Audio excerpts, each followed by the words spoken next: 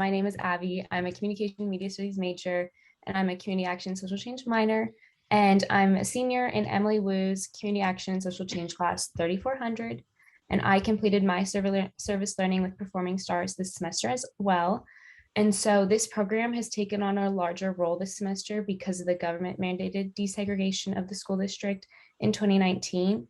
And the school district promised funding for Marin City students to now be bused to Sausalito. And they also said there would be money for food for students who need it, but the money was put elsewhere. And so Performing Stars has really stepped up to take on this role. And an interesting thing is I've been working with Marin City since 2019. So I've witnessed the before, during, and after of the school desegregation of the students. And I have some little excerpts I want to talk about of what I've recognized from them this time. And so I was helping pick up the students one day and rode the bus back with them to Performing Stars. Two children got into a fight on the ride back. The mothers came down to resolve the issues, and one of the parents said something about the impact of the school desegregation. The mother said her child was in multiple fights that day.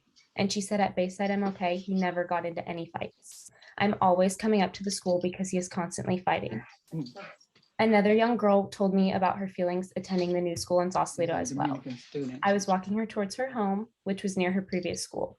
While we were walking, the young girl stated how she loved this school, Bayside MLK. I asked her why, and she proceeded to tell me that this one had a playground and her new school does not.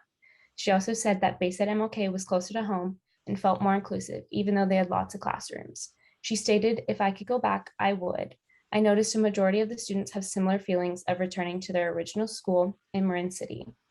Not only am I focusing on the impacts of the school desegregation with the students, but I've noticed how this program, Performing Stars, represents institutional accountability and genuine allyship from Cultural Humility Principle 3. Performing Stars is working to create institutional accountability for Marin City Sausalito School District. They are politely holding groups accountable for marginalizing Marin City students, whether it is showing up at school board meetings to fight for the funding they were promised or handling situations on their own. Performing Stars is ensuring their students are being represented and receiving the proper academic funding they deserve. They're also showing a form of genuine allyship for their community. Performing Stars consistently to help the students and families that are being impacted by school desegregation. They're taking on extra work to provide transportation and food for them, as well as extracurricular activities to help them succeed. They're making sure to celebrate the community's culture and the importance they hold so the rest of Marin County is aware of Marin City's community cultural wealth. And then speaking of celebrating Marin City's culture, I've also been working on a few other tasks with Felicia that she mentioned earlier. So the first one is creating the Rosa Building into a California point of historical interest, so it can be a Marin City History Museum. And it's an original house from before the neighborhoods were torn down to create government housing. And they're working to turn it into a museum to celebrate the culture and history of Marin City.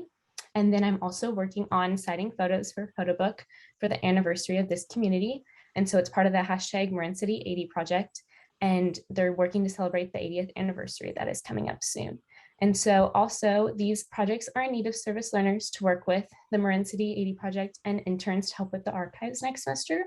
And from my experience, both have been really fun projects, and they helped widen my grasp on Marin City history and learn about all the cultural wealth this community has to offer. And it can be done remotely at times if you cannot commit to a weekly commitment here. But if you're interested, please reach out. And thank you so much for your time. I'm going to pass it on to our next presenters, which are Jessica from the Multicultural Center of Marin Food Pantry.